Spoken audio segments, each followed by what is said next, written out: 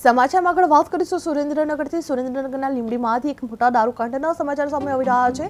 જે state monitoring સેલે જાખણ ગામના પાટિયા પાસે આવેલા એક ફાર્મ હાઉસમાં રેડ કરી દારૂની ડિલિવરી પહેલા જ કાર્યવાહી કરવામાં આવી છે.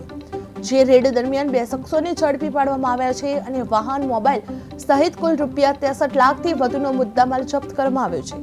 આ મામલે કુલ 7 શખ્સો સામે ગુનો નોંધી લીંબડી પોલીસ દ્વારા આગળની કાર્યવાહી હાથ ધરવામાં આવી છે. જે લીંબડીમાં સ્ટેટ મોનિટરિંગ સેલની મોટી કાર્યવાહી હાથ ધરવામાં આવી હતી. જે જાખણ ગામ નજીક ફાર્મ હાઉસમાં પોલીસ દ્વારા રેડ પાડવામાં આવી હતી.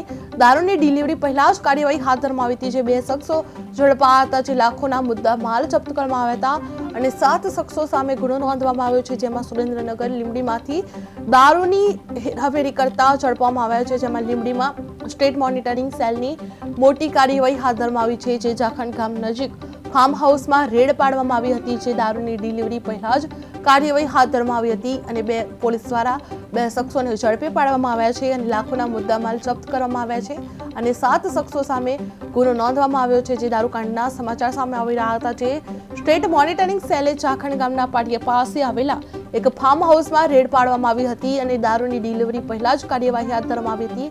જે પોલીસ રેડ દરમિયાન 2 શખ્સોને ઝડપી પાડવામાં આવ્યા છે અને વાહન, મોબાઈલ સહિત કુલ રૂપિયા 63 લાખથી વધુનો મુદ્દામાલ જપ્ત કરવામાં આવ્યો છે.